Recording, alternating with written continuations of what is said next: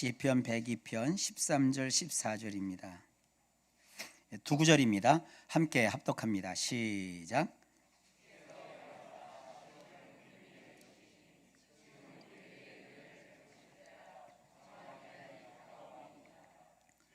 종들이 시온의 돌들을 즐거워하며 그의 티끌도 은혜를 받나이다. 아멘. 잠시 한번 더 기도합니다. 하나님, 말씀하여 주옵소서. 예수님 이름으로 기도하옵나이다. 아멘. 할렐루야. 오늘은 그 본문을 중심으로 여호와의 절기라는 제목으로 함께 말씀을 나누려고 합니다. 오늘 본문을 읽으면서 이게 여호와의 절기와 무슨 상관이 있을까 이렇게 생각하시는데, 원문으로 보면 그 여호와의 절기라는 그 절기라는 단어가 거기 딱 나와요. 이 구절은 오늘 본문 내용에서 여러분들이 이해할 수 있습니다. 추석 명절이 코앞에 다가왔습니다. 성경에도 보면 명절이 나와요. 레위기 23장에 집중적으로 몰쳐 있는데, 거기는 흔히 여호와의 명절 혹은 여호와의 절기라고 부르는 7, 8개의 명절이 쭉 나와 있습니다. 왜 7, 8개라고 제가 얘기하느냐 하면, 이상하게 어느 순간부터 그 8개의 명절이 나오는데, 이제 주로 신학자들이 그렇게 하는 거죠. 명절 하나를 빼버리더라고요. 제일 처음 나오는 게 안식일이거든요. 근데 성경에서 그 용법이 그래요. 특히 히브리어는요, 한 문장이나 한 문단에서 제일 중요한 것을 맨 앞에다가 언급을 해요. 명절 중에서도 사실은 제일 중요한 게 안식일이거든요. 근데 안식일이 성경에도 분명히 이거는 여호와가 정하신 절기이다, 여호와가 지키라고 명하신 명절이다 그랬는데, 그건 다 빼버리고 두 번째 유월절부터 이 절기를 사람들이 얘기를 해요. 그래서 유월절, 무교절 까지는 이제 성경에 나오는데, 그 다음부터는 이제 이름을 학자들이 바꿔버렸어요. 근데 초실절, 칠칠절, 나팔절, 속죄일, 초막절, 이렇게 해서 숫자를 세보면 8개고, 일각에서는 이거를 안식일을 빼고 6월절부터 해서 7개라고 얘기를 해요. 근데 그게 이렇게 중요한 것은 아닙니다. 그리고 이 그 명절에 관한 그 명칭이 다양합니다. 제일 다양한 게 77절이에요. 이 77이 49잖아요. 77절의 앞에 7자는 7일이라는 뜻이고, 뒤에 7자는 7주간이라는 뜻이에요. 그래서 77이 49, 그 다음 날 50일째 되는 날 지키는 명절이다. 그래서 77절이라고도 하지만 50일을 또 옛날 말로 오순이라고 하잖아요. 그래서 그걸 오순절이라고 표현을 하기도 하고, 요때가 언제냐면 맥추절입니다. 이거 가지고 또 학자들이 말이 많아요. 이게 맥추절이 밀을 추수하는 데냐 보리를 추수하는 데냐 그래요. 근데 솔직히 여러분, 밀과 보리 구분이 되십니까? 한 번도 보지 못했잖아요. 정식으로는 이게 밀과 보리가 아니라 밀보리입니다. 헷갈리시면 검색해 보세요. 이거 우리하고는 문화가 맞지 않는 것이에요. 이거 가지고 우리가 얼마나 신경을 많이 쓰는지 몰라요. 6월절은 이스라엘 달력으로는 1월 달입니다. 이스라엘 달력도 음력을 써요. 근데 이스라엘이 쓰는 음력은 우리가 쓰는, 중국과 우리가 쓰는 음력과는 또 체계가 좀 달라요. 이스라엘의 1월은 음력 1월은 우리나라 달력으로 하면 음력 2월에 해당하는 겁니다. 날짜가 딱딱 맞아 떨어지지는 않습니다. 그래서 이스라엘의 6월절은 이스라엘 달력으로 정월에 있는 행사예요. 그리고 이스라엘 달력으로 되게 중요한 그 절기는 나팔절이거든요. 이 나팔절은 이스라엘 달력으로 7월에 해당이 됩니다. 우리 달력으로 하면 음력 8월에 해당하고요. 그 뒤에 이 이스라엘의 달력으로 7월 15일 날이 소위 말하는 이스라엘의 큰 명절입니다. 수콧이라고 해갖고요. 수콧이 아니라 숫꽃. 숫꽃이라고 해서 초막절이라고 번역을 했었어요. 이것도 다른 말로 수장절이라고도 해요. 이때가 이스라엘 달력으로 7월 15일부터 시작을 합니다. 15일부터 22일까지 일주일 동안 지키는데 7월 15일이면 우리 음력 달력으로는 8월 15일이에요. 그러니까 우리 추석이죠. 그러니까 이 추석이라는 게 우리도 되게 풍성한 계절이고 또 명절이지만 이스라엘도 굉장히 중요한 절기로 지키고 있어요.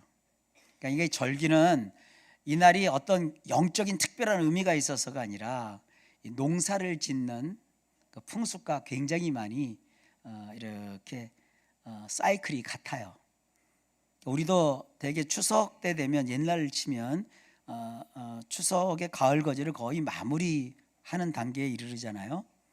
그러니까 이스라엘도 그들 나름대로 한 해 농사를 다 마치고, 더군다나 이스라엘은 이 수장절, 초막절이 우리식으로 하면은 그 연말이에요. 그러니까 우리는 추석 때는 애매하게 8월 15일이지만 이스라엘의 이 수장절은 연말이에요. 한 해가 끝나는 때예요.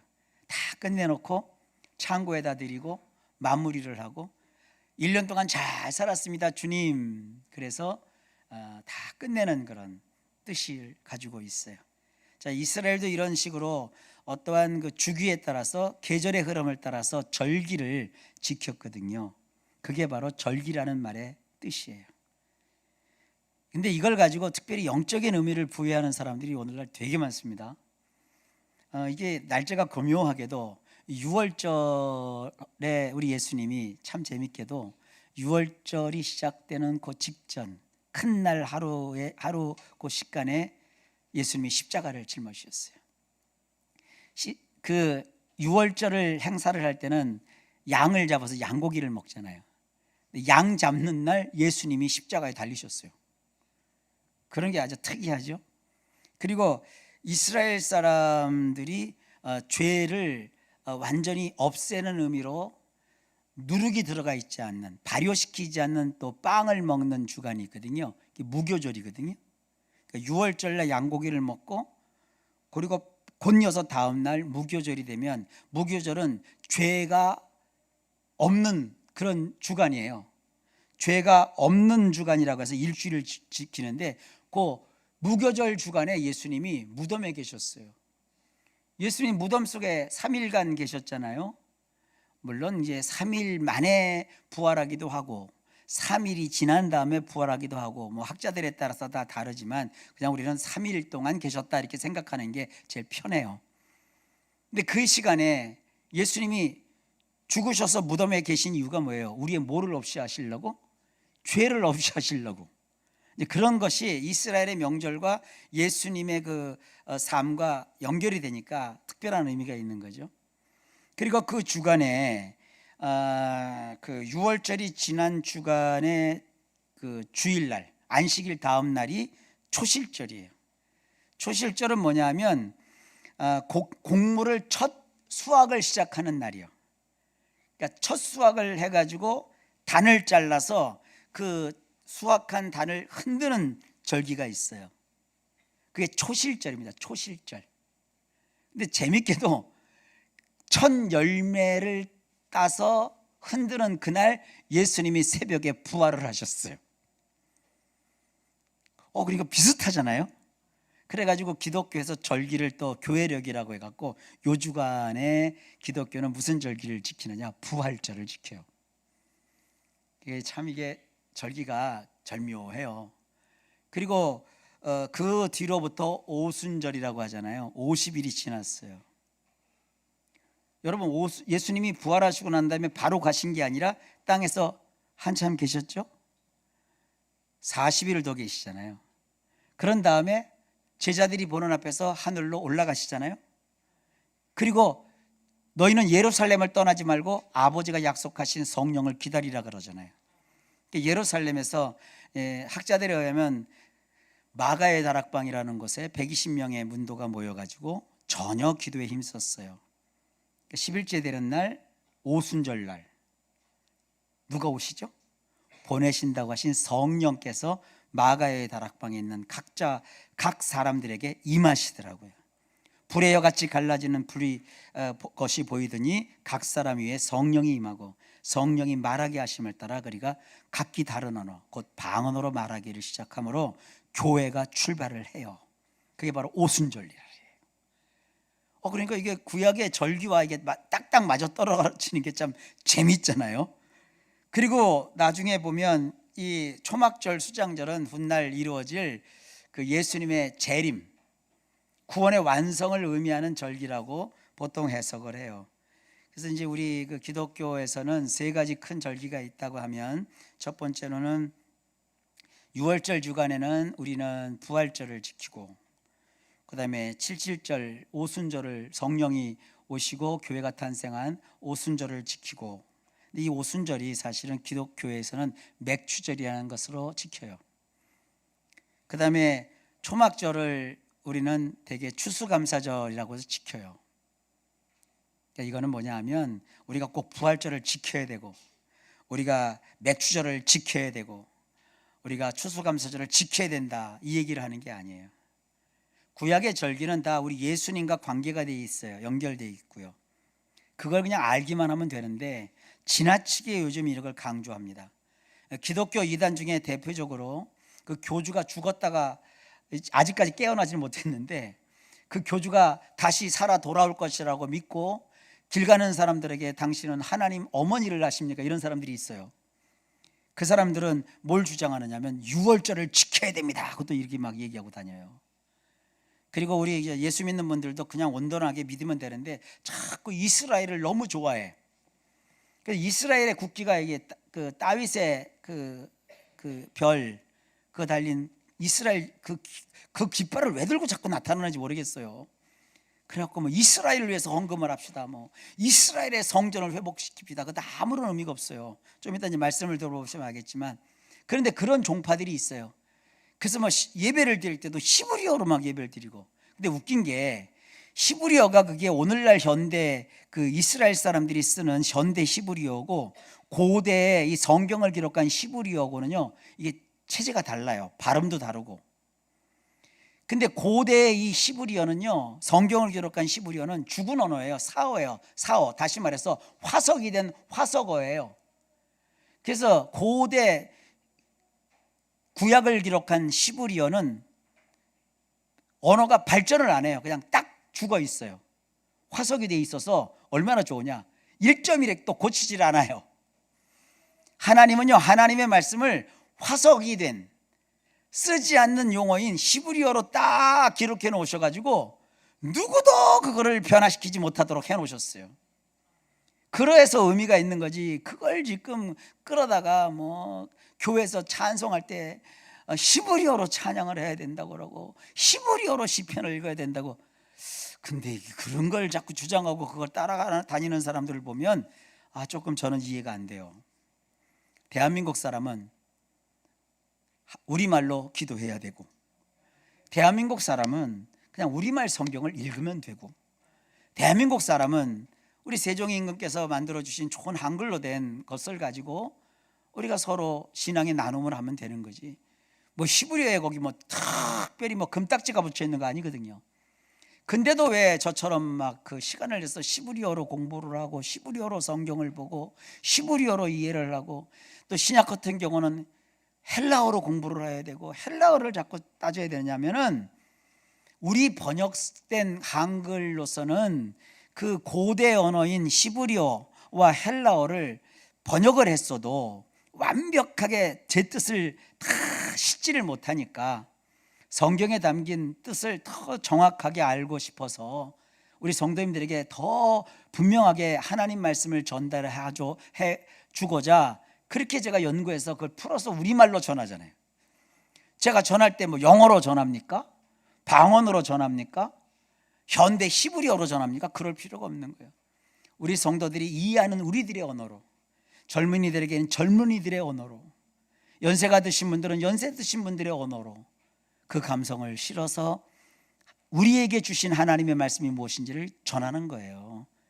절기나 명절도 역시 그런 겁니다. 여기 솔직히 우리나라 한가위를 명절로 하지만 한가위 명절의 유래 이런 거 관심 없잖아요. 한가위가 뭐 저쪽 고대 우리나라 신라에서 어떤 왕이 시작을 했고 이런 거 우리 관심도 없잖아요. 한가위는 무슨 날이에요? 노는 날, 재밌는 날, 가족이 함께 모이고 가족이 서로 하고, 그리고 제발 어르신들은 애들한테 너 장가 언제 가냐 뭐 이런 거 하지 물어보지 말고 너 뭐 언제 무슨 취직할 거냐 그런 거 자꾸 잔소리하지 말고 너 잘 지냈냐 그래 하고, 친구 동네 친구들 만나고 말이죠, 좀 돈 좀 벌고 성공했으면 와서 좋은 차 타고 와서 좀 자랑도 좀 하고, 그럼 옆에서 막 배하라 하면서 그래 네 똥 굵다 이러기도 하고 말이죠. 그러는 거 아니겠어요? 누가 한가의 의미를 생각해요? 그러나 외국에 나가서 생활을 하거나 우리가 어디 한적한 곳에 먼 타 지역에 가서 생활할 때 고향 생각이 나면, 고향에 아무도 없어도 이런 명절 때는 한번 고향 가고 싶잖아, 그죠? 나의 추억이 되잖아요. 아, 나도 고향이 있어. 거기에 내 정든 곳이 있어. 그 고향 땅 가봤자 다 바뀌었거든. 다 재건축 아파트 돼 있고 말이죠. 그래서 거기 가서 노래 한 번 부르고요. 나 놀던 옛 동산에 이제와 다시 보니 산천 유구한데, 뭐 그런 거 있잖아요. 그런 노래 한번 부르고, 그럼 울적 한번 해보고 한번 퀭 하고 어렸을 때 생각하고, 그래 다시 한번 돌아오는 거죠. 뭐 그런 의미밖에 없잖아요. 지금 똑같아요. 성경에도 무슨 6월절이 나오고 초실절이 나오고 초막절이 나오니까 이건 뭐 날짜를 따져서 지키고 그러는 게 아니에요. 이 성경을 통해서 하나님께서 결국은 무엇을 알려주고자 하시는 것이냐, 그거를 생각해보고 우리 삶 속에서 명절에서 주시는 어떤 교훈을 우리 삶에 재현하면 되는 거예요. 그런 의미에서 여호와의 절기가 중요한 겁니다. 자, 이 여호와의 절기에 대해서 근데 예레미야가 2장 6절에 보면 이런 말씀이 있어요. 제가 주보에다가 여러분 찾지 않아도 될 정도로 적어놨어요. 예레미야 애가 2장 6절인데 한번 읽을 수 있는 분들은 같이 읽어도 괜찮습니다. 제가 읽을게요. 시작. 주께서 그의 초막을 동산처럼 헐어버리시며 그의 절기를 폐하셨도다. 여호와께서 시온에서 절기와 안식일을 잊어버리게 하시며 그가 진노하사 왕과 제사장을 멸시하셨도다. 여호와께서 또 자기 제단을 버리시며 자기 성소를 미워하시며 궁전의 성벽들을 원수의 손에 넘기셨음에 그들이 여호와의 전에서 떠들기를 절기의 날과 같이 하였도다. 이거 보면 이스라엘 사람들이 명절날 많이 떠들었나 봐요. 예, 많이 떠들었어요. 우리는 기독교회는 교회 모여서 춤은 안 추죠. 근데 유대인들은요, 모이면 공회당 같은데 회당 같은데 모이면 유대인들은 춤을 춰요. 이런 문화는 우리하고 좀 어색해요. 교회 나서 여러분들이 막 춤추고 그러면 이상할 거 아닙니까? 교회가 무도회장도 아닌데. 그러니까 우리는 보면 그래요. 우리는 유대인들보다 더 거룩하게 예배를 드려요. 우리는 굉장히 유교라는 문화권에 한국인들의 어떤 그 예법 이런 게 합쳐져서 기독교를 받아들였기 때문에 그런지 이 전 세계적인 예배 중에서 한국인들이 드린 예배가 가장 장엄해요. 거의 장례식 분위기요. 예배 시간에 잘 웃지도 않아요. 우리 같이 이제 합동 측의 대개 분위기가 우리 교회는 좀 다르지만 장로님들이 다 이제 주로 주일날 검정색 양복 입고 오세요. 여러분 물어보세요. 검정색 양복은 언제 입는 거죠? 장례식 때 입는 거예요. 천천히 걷고, 우리 성경책도 보면 다 빨주 노초 파란보가 아니라 요즘은 성경책도 빨간색 성경책도 나오고 파란색 성경책도 나오는데 대부분 성경책은 다 검정색 아니면 여기다 금박 입혔어요. 그죠? 이게 다 이런 색깔은 장례식장에다 쓰는 색깔이거든요. 되게 엄숙하다는 거예요.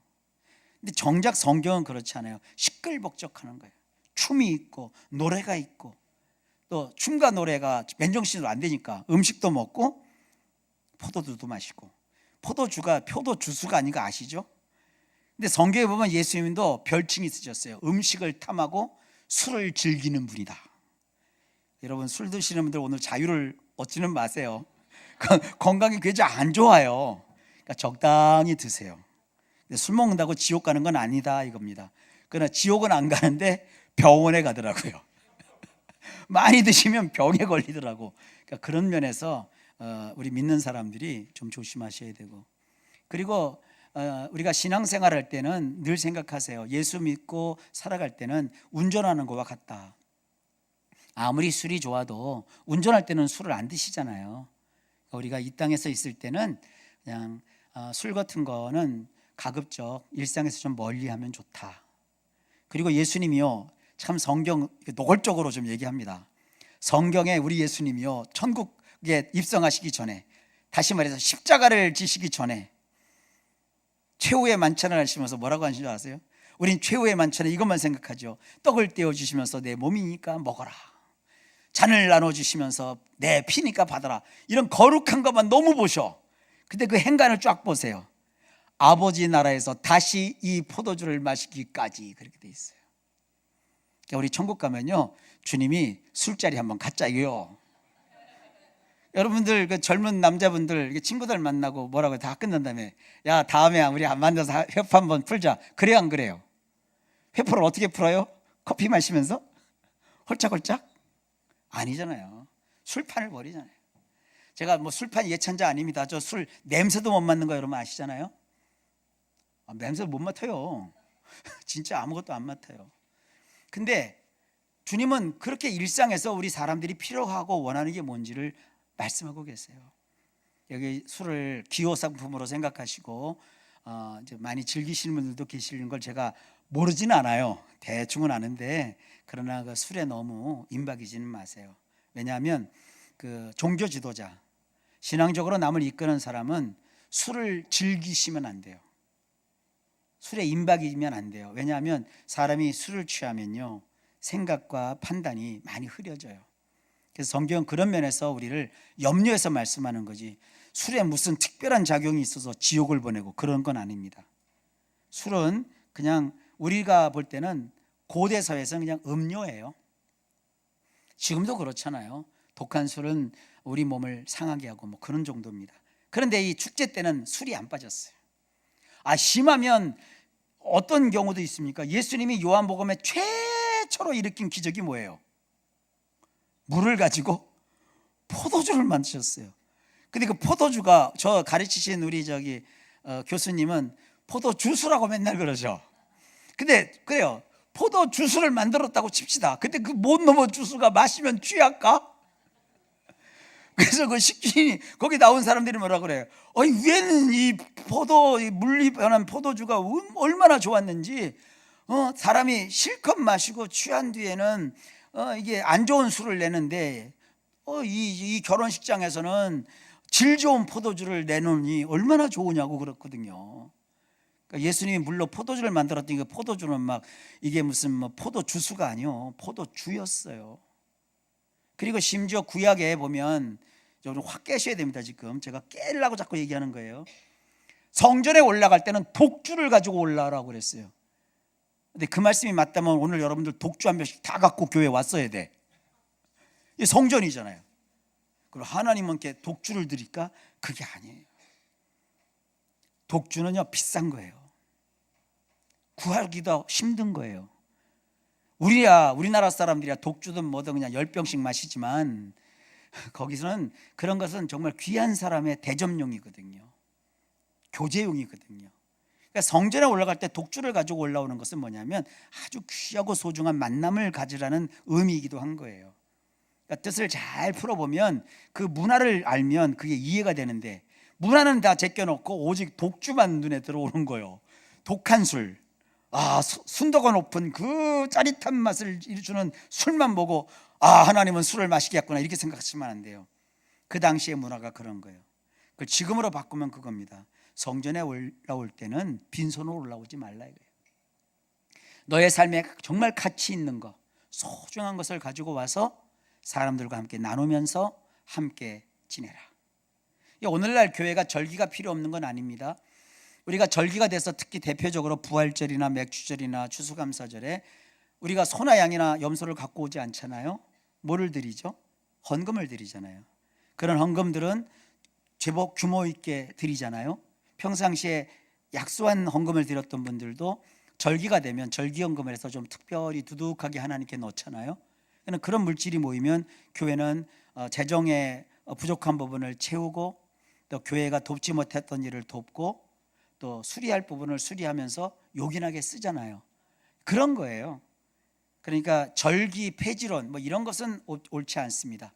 근데 중요한 건 뭐냐면 예레미야 애가에서 이 말씀을 주님이 하셨어요. 예레미야 애가는 이스라엘의 역사 속에 어떤 역사냐, 이스라엘이 창세기 이후에 조성이 돼가지고 지금껏 계속 지속되는 나라가 아닙니다. 이스라엘이 하나님을 등지고 우상 숭배를 하므로 이스라엘이 북왕조부터 멸망을 하고 약 200년 뒤에 남왕조까지 완전히 초토화돼서 완전히 끝나버려요. 다 없어져 버려요. 완전히 나라를 잃은 그런 나라가 돼요. 백성도 잃어버리고 정체성 자체가 역사 속에서 사라져버려요. 이스라엘이 바벨론의 침공을 받아갖고 완전히 초토화되었을 때, 성벽이 다 무너져 내렸을 때 주님께서는 예레미야를 통해서 이 애가를 짓게 하셨어요. 그 애가의 내용이 뭐냐, 하나님이 세우셨던, 모세가 알려줬던 여호와의 그 모든 절기를 모조리 폐해버리셨대요. 여기서 폐했다는 단어를 원문으로 보면 회복 불가능하게 완전히 파쇄하여 내다 버렸다는 거예요. 우리가 알고 있는 여호와의 절기 일곱 여덟 개는요 마치 폐기된 음식 쓰레기 같은 거예요. 폐기된 쓰레기를 쓰레기통에 버렸어요. 그리고 여러분 다시 뒤졌다가 그거 내다가 요리할 수 있겠습니까? 요리하면 안 되는 거죠. 근데도 지금 왜 하나님이 이미 폐기해서 휴지통에 버린 거를 신약 시대인 우리들이 가갖고 그걸 끄집어내냐 이거예요. 끄집어내다가 그걸 막 갖다 다시 회복하고 복귀하는 것이 무슨 우리의 사명인 줄 알고 있어요. 아닙니다. 절대 아닙니다. 우리 교회에서는 제가 그런 걸 강조하지 않기 때문에 이 심각성을 여러분들 모르지만, 지금 교회 밖에서는, 우리 교회 밖에서 기독교라는 이름을 가지고 그런 걸 얼마나 많이 복구하고 있는지 몰라요. 아무런 의미가 없는 거예요. 예루살렘으로 돌아가자. 왜 예루살렘으로 돌아가요? 한국에 아주 큰 폐해를 끼치는 선교 집단 하나가 있어요. 그 사람들이 뭐라고 하는지 아세요? 예루살렘을 회복하자요. 우리가 무슨 예루살렘을 회복할 이유도 없고 명분도 없어요. 대한민국이 남북 통일을 이루자. 그러면 내가 박수 쳐줘요. 아니 대한민국 사람이 예루살렘을 회복하고 뭐 하려고요? 예루살렘 성전을 우리가 돈 모아서 대신 짓자. 여러분 유대인들이 우리보다 돈 훨씬 더 많아요. 뭐 우리가 뭐 좀 거지 같은 우리가 거지들이 돈 모아갖고 부자 돕자, 그게 말이 됩니까? 이스라엘의 회복을 위해서 기도하면 복이다. 제 친구 하나도 목사인데 걔도 그거 하고 돌아다녀. 목회나 하고 뭐 맨날 이스라엘 회복을 위해서 뭐 너나 회복하라, 네 가정이나 회복하라, 내가 맨날 그래요. 그 친구가 저를 되게 싫어해요. 너는 거룩성을 모른대. 너는 나처럼 히브리어 하냐? 히브리어를 못한대.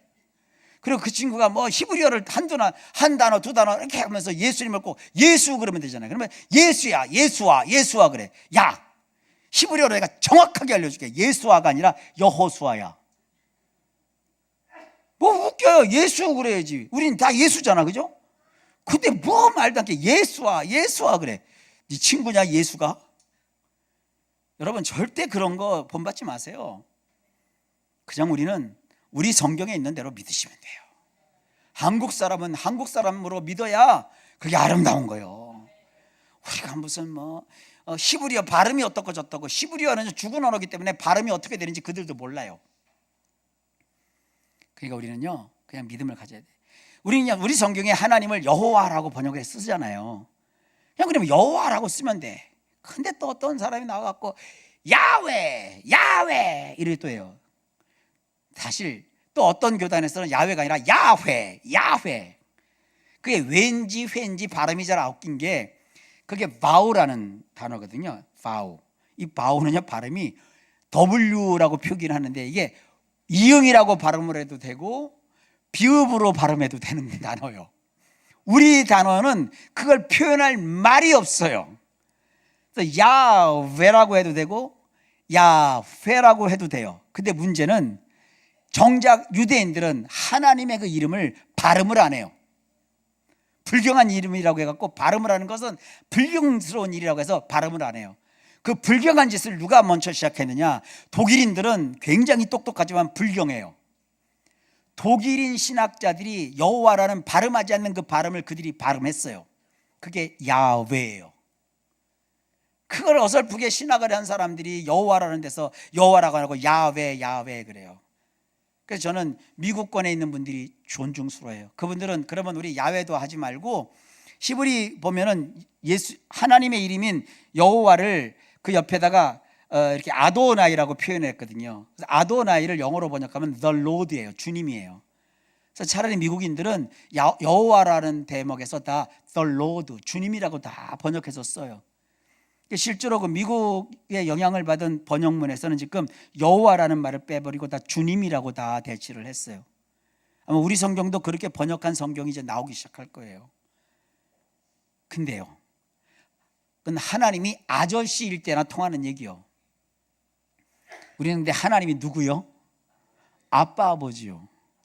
아빠 아버지를 내가 여호와로 불러도 괜찮고 주님이라고 불러도 괜찮고 야훼라고 불러도 괜찮고 야베라고 불러도 괜찮아요. 왜? 아버지니까. 여러분, 신약의 성도들은요, 하나님과의 관계가 돈독해요. 하나님이 우리의 아빠이세요. 아빠를 부르듯 여러분, 하나님 아빠를 찾으시길 바랍니다. 그 아빠께서 우리를 내다보시고 이스라엘의 역사가 다 끝났어요. 그래서 무엇부터 폐지하셨느냐? 절기를 다 폐지시켜버렸어요. 그것뿐만 아닙니다. 사람들의 기억 속에 절기와 심지어 안식일까지 생각나지 않게 만들어버렸어요. 물론 우리 개혁신학을 공부할 때는 안식일이 주일로 대체됐다고 그러지만 사실 안식일은요, 하나님 폐지시켜버렸어요. 토요일이 바뀌어서 주일이 된 게 아니에요. 그러니까 괜히 뭐 안식일 교인들하고 싸울 필요가 없어요. 피곤하게. 안식일 교인들은 왜 예배를 토요일 날 지키느냐? 안식일 교인들은 우리 기독교 신앙을 가진 자들에게 왜 너희들은 토요일 안식일을 안 지키고 주일을 지키느냐? 그 지들 나름대로 또 명분이 있어야 될 거 아니에요. 그러니까 로마 시대에 기독교가 국교화되면서 이방신의 그 영향을 받아갖고 기독교가 안식일을 포기하고 이방신들의 축일인 일요일 날 태양의 날을 주일이라고 정한 것이다. 그러니까 너희 기독교인들은 배도자다. 또 이게까지 얘기를 해요. 그러니까 막 서로 맨날 싸워. 그러니까 필요가 아무것도 없어요. 하나님께 언제 예배를 드려야 돼요? 예배하는 날 예배하면 돼요.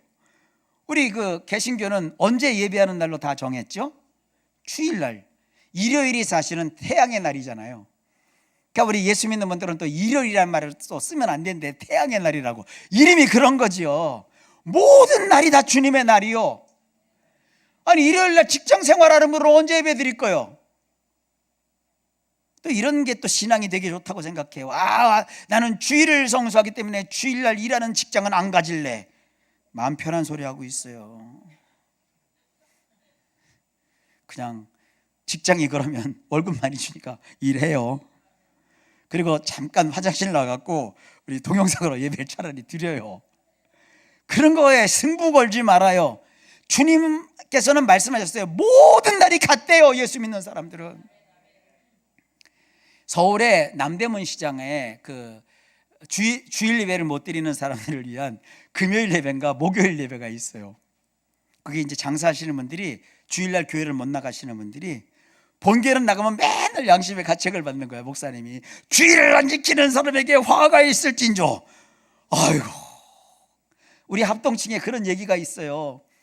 합동층에 제법 제일 큰 교회인데 그 교회에서 그 부교육자들, 부목사님하고 강도사님하고 전도사님들이 주일날 열심히 예배 드린다면 배가 고프잖아요. 그래서 짜장면을 시켰대, 주일날. 그래서 목회자실에서 짜장면이요, 짜장면에다 먹다가 딱 걸린 거예요, 장로님들한테. 그래갖고 그날 다 잘렸대요. 왜? 주일날 짜장면 시켜 먹었다고. 이게 기독교 보수신앙의 모습이에요. 지금은 그 형태가 약간 달라졌어요. 어때요, 여러분? 뭐 목사가 저렇게 불경건하는 얘기를 하냐 이렇게 얘기하면 여러분들이 지금 이상하게 너무 보수적인 거야. 주님이 그러셨잖아요. 분명히 예레미야에 나 여호와가 절기를 폐지했고 안식일도 다 잊어버리게 했대요. 기억할 필요도 없다는 거예요. 그러면 이 주일이 우리에게 의미가 있는 게 뭐냐? 그 주일에 예수님이 부활하셨어요. 그 주일에 주님이 성령님을 보내셔서 그 주일에 교회가 탄생했어요. 우린 그것만 해도 우리가 일주일 내내 살면서 이 주일, 일요일 날 하루만큼은 특별히 주님을 기억하고 예배하는 날로 우리가 따로 정해놔야 될 이유가 있는 거 아니겠습니까? 그런데 내 직업상 생계의 이유로 이 날을 철저하게 지키지 못할 경우에는 어떻게 되느냐, 그 고민을 하는 거 얼마나 아름다운 일입니까?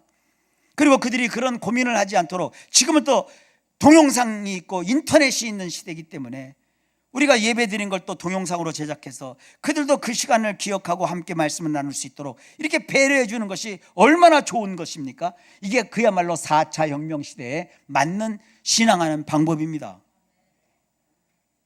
우리가 이왕 생각할 거 이렇게 넓게 생각해야 되지 않겠습니까?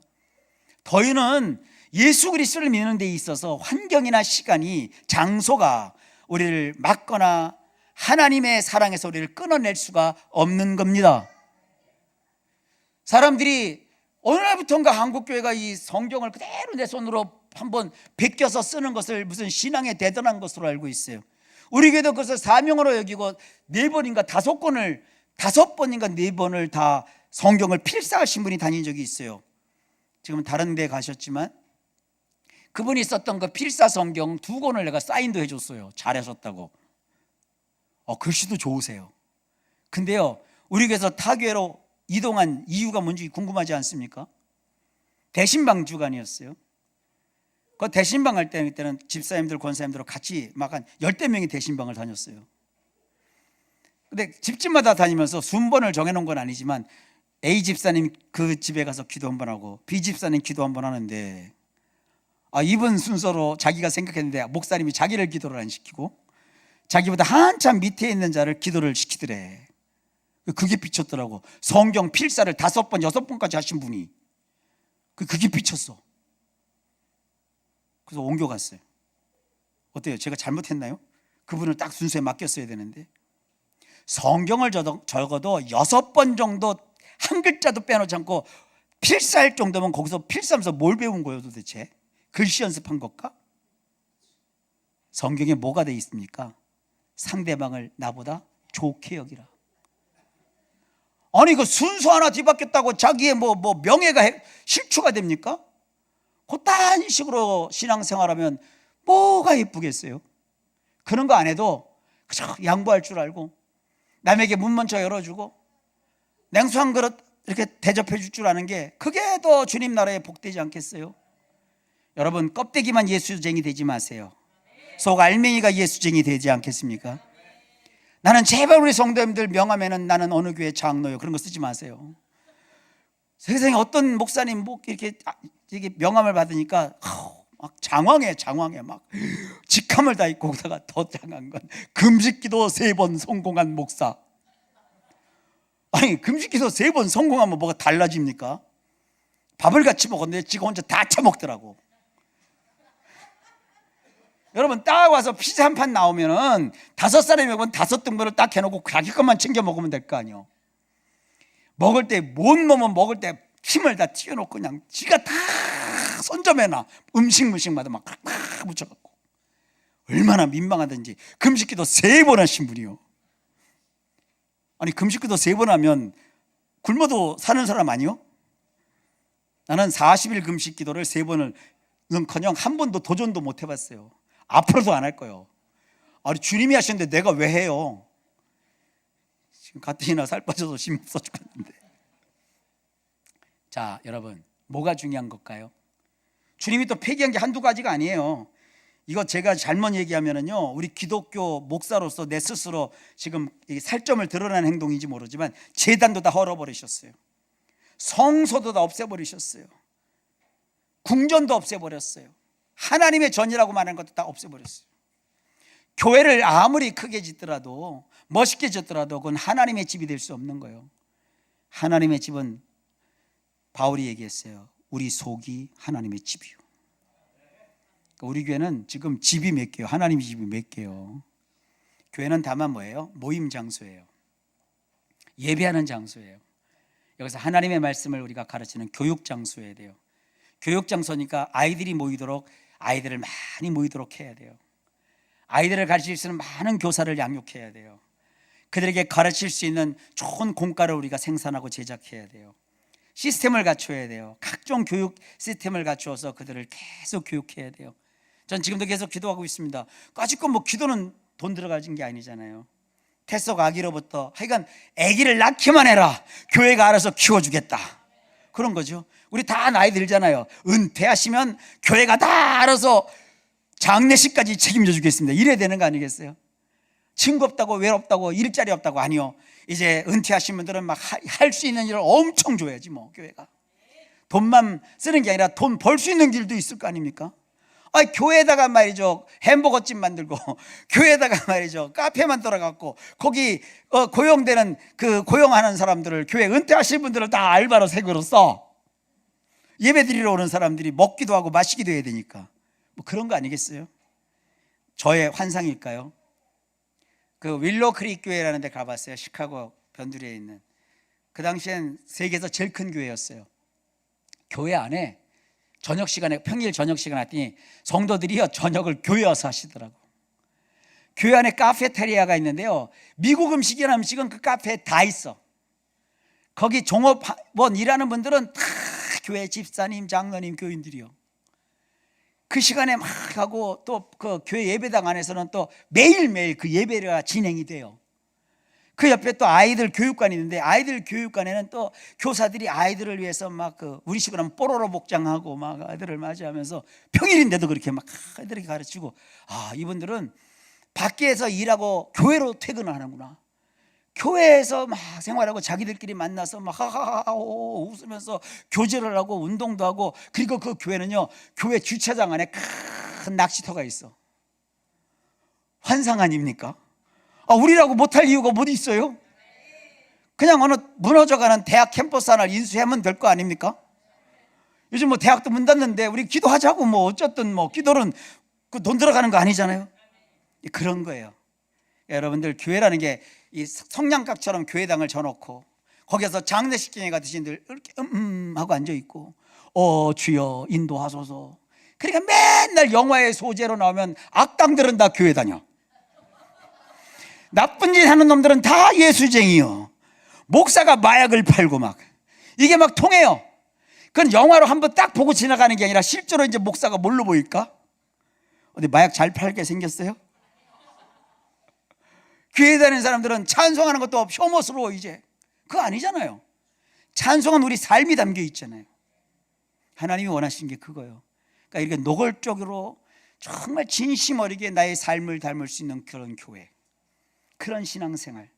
그리고 때때마다 어떤 절기 때마다 우리의 생활 사이클에 맞춰서, 농사 짓는 사람은 한가할 때 1월, 그리고 추석을 다 하고 가을 거지를 한 다음에 이런 엄청난 계속되는 명절, 이런 걸 통해서 모여서 서로 축제하고 마시고 먹고 즐거워하면서, 이 이스라엘의 명절은 3가지가 있는 거예요. 모임, 그 다음에 축제하면서 감사, 그리고 서로가 순례도 돼요. 순례 다니는 거예요. 여행을 하는 거예요. 여행. 이러면서 이스라엘은 민족 공동체가 형성되면서 그때마다 하나님께 특별히 일주일간 성회로 선포해서 예배를 드리는 거예요. 이런 게 여호와의 절기의 의미예요. 그래서 성경에 뭐라고 되어 있느냐, 제가 9절만 읽고 마칠 거예요. 고린도서 2장 16절에 보면 바울이 그럽니다. 먹고 마시는 것과 절기나 초하루나 안식일을 이유로 누구든지 너희를 비판하지 못하게 하라. 그리고 또 말합니다. 성경은 어딨냐, 이거 어디로 따라왔냐, 원고가 어디로 갔어요?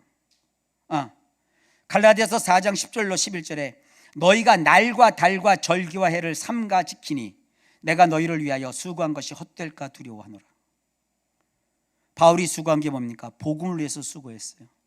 바울이 전한 그 복음이 뭐 때문에 헛되게 되느냐, 이 구약에서 정해놓은 날, 달, 절기, 해, 이걸 삼가서 지키느라고 다 까먹어 버린다는 거예요.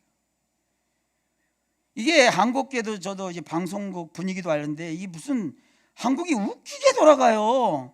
서점에 가서 기독교 신앙 생활 지침서나 성경 공부 교재를 들춰보면 잘 믿는 신앙을 이야기할 때 꼭 등장하는 게 절기를 지켜라, 안식일 곧 주일을 지켜라, 먹고 마시는 것을 이렇게 하라, 저렇게 하라, 이런 것이 대부분이에요. 이스라엘이 지켰던 3대 절기라면서 유월절 지켜라, 맥추절을 지켜라, 추수감사절을 지키라고 말합니다. 그래서 기독교 교회에게도 유월절 때는 부활절을, 오순절 때는 맥추절을, 초막절 때는 추수감사절이라고 명칭을 바꿔서 뭔가 대단한 의미라도 있는 것처럼 절기에 큰 의미를 부여합니다.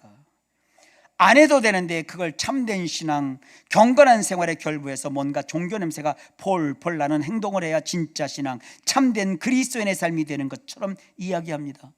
책뿐만 아니라 라디오 방송, 텔레비전 방송 등 하여간 기독교 관련 방송에서 나오는 얘기는 진짜 복음과 성경이 말하는 진정한 삶 대신에 무슨 기독교 절기가 그렇게 많은지 1년 내내 기독교 신앙 행위를 강조해요. 더군다나 우리 그 장로교회 그 시작점이라고 할 수 있는 칼빈조차도, 종교개혁자들조차도 그렇게 지키지 말라고 했던 사순절을 막 지켜요. 아니, 방송할 때 보면 사순절 중간에 방송할 때는 미치겠어요. 속에서 막 들끓어 갖고. 근데 방송할 때 계속 정치에도 올라요. 사순절의 감사 뭐. 그거 우리 기독교가 지키면 안 되는 거예요, 사실. 40일 동안 주님의 고난을 묵상한대요. 여러분 자꾸 까불지 말아요. 우리가 고난을 뭐 행할 게 뭐 있어요. 주님이 그러셨잖아요. 주님 십자가 지시고 가실 때 질질 쫓아오면서 울 때 나를 위해서 울지 말어, 너와 너희 자녀를 위해서 울라 그러셨잖아요. 여러분 그런 겁니다. 명절은 주님을 위해서 있는 거 아닙니다. 우리를 위해서 있는 건데, 오늘 본문에 보면 그 정한 절기는요 딱 두 가지 코드예요. 하나님의 사랑, 하나님의 은혜. 절기는 다 하나님의 사랑을, 은혜를 받고 누리고 서로 함께하는 것에 의미가 있는 거예요. 더 많은 얘기가 있지만 시간을 너무 많이 썼어요. 사랑하는 성도 여러분, 명절은 즐거워야 합니다. 행복해야 합니다. 주님의 종들이 14절에 오늘 본문에 보면 시온의 돌들을 즐거워하며 그의 티끌도 은혜를 받나이다 그랬어요. 두 가지입니다. 히브리 말로 하나는 라짜라고 하거든요. 즐거워한다. 이게 행복감을 느끼는 거예요. 그 다음에 은혜를 받다, 이것은요 하나니라고 하는데, 하나는 뭐냐면 호의 속에 그런 정을 느낀다, 이런 뜻이에요. 이번 한가위 명절 때 두 가지만 잘 하십시오. 즐거워하십시오. 행복하게 지내시고, 또 하나는 서로 정을 나누십시오. 호의를 베푸십시오. 자, 오늘 설교가 좀 길어서 죄송합니다. 그러나 하나님이 여러분을 더 많이 사랑하십니다. 기도합니다. 하나님 감사합니다. 우리 성도님들 명절을 또 맞아야 합니다. 이 명절에도 성경에 있는 대로, 성경에 있는 여호와의 절기의 의미대로 서로 즐거워하게 하시고 호의와 정을 나누는 은혜가 넘치는 명절 되도록 도와주옵소서. 예수님 이름으로 기도하옵나이다. 아멘.